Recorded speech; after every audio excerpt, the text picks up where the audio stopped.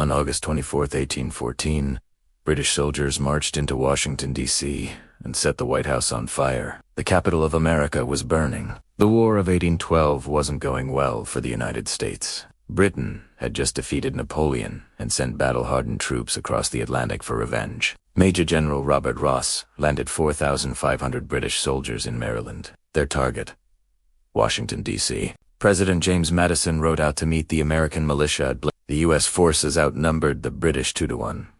They lost anyway. The militia broke, and ran historians call it the Bladensburg races. Madison fled. He became the only sitting U.S. president to ever witness a battle firsthand during his presidency. First Lady Dolly Madison stayed behind at the White House.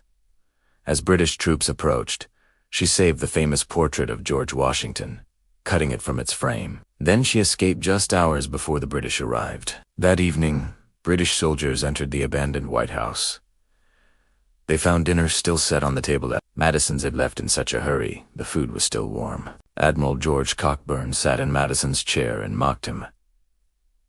Then he gave the order. Soldiers piled furniture, poured gunpowder paste, and lit the fires. The White House burned all night. The Capitol, the Treasury, and the War Department burned too.